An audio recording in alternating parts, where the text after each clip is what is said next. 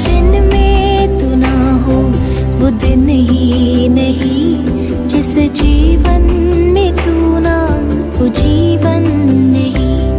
उत्पत्ति का पुस्तक 6 अध्याय का 3 वचन। और यहोवा ने कहा, मेरा आत्मा मनुष्य से सदा लो विवाद करता न रहेगा, क्योंकि मनुष्य भी शरीर ही है, उसकी आयु 120 वर्ष की होगी।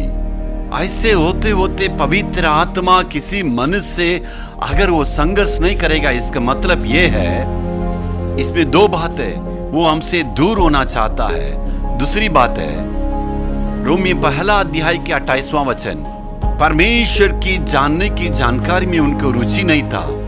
अशुद्ध काम करने के लिए परमेश्वर उन्हें ऐसे ही छोड़ देगा। कितना देर प्रभु सहेगा, इसलिए आपसे दूर चला जाएगा।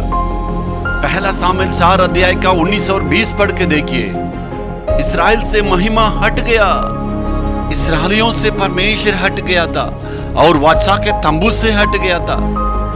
एजेकिएल 8 अध्याय की 6 वचन को पढ़ कर देखिए, परमेश्वर मंदिर से दूर हो गया, वे सब डाकुओं का घर बन गया। इसलिए मैंने शुरुआत में कहा था, किसी व्यक्ति से पवित्र आत्मा हट गया तो उसकी स्थिति दयनीय स्थिति है। यूहन्ना रचना सुसमाचार 16 अध्याय के 8वां वचन में देखिए, 1 यूहन्ना 2 की 27 में शिक्षा के साथ अगुवाई करता, यदि पवित्र आत्मा नहीं है तो शिक्षा नहीं मिलेगा। इसलिए सही और गलत मार्ग जो है पता नहीं चलेगा।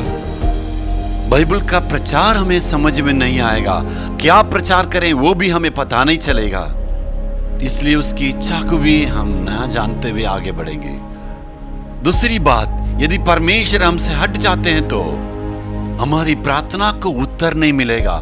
जब कभी हम दुखित होते हैं, जब कभी अकेलेपन को महसूस करते हैं, उस वक्त हमें तसल्ली देने के लिए, हमारी प्रार्थना को सुनने के लिए पवित्र आत्मा वहां नहीं रहेगा। इसलिए हमें ऐसे एहसास लगेगा हम अंधेरा की गड्ढे में गिर गए हैं। एक वक्त में तुम सूरवीर का समान था, इतना बलवान था, लेकिन परमेश्वर आज पूछ रहा, वो बल कहां है, वो विश्वास कहां है।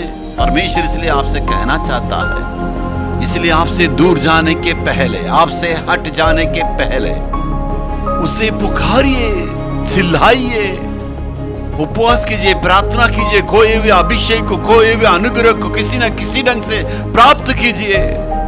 खोए हुए अभिषेक को देगा, खोए हुए अनुग्रह को फिर से प्रभु देगा, कोई भी अभिषेक फिर से देगा, कोई भी सामर्थ को परमेश्वर देगा। फिर से परमेश्वर कहता है, आसमान तुम्हारे लिए खुलेगा।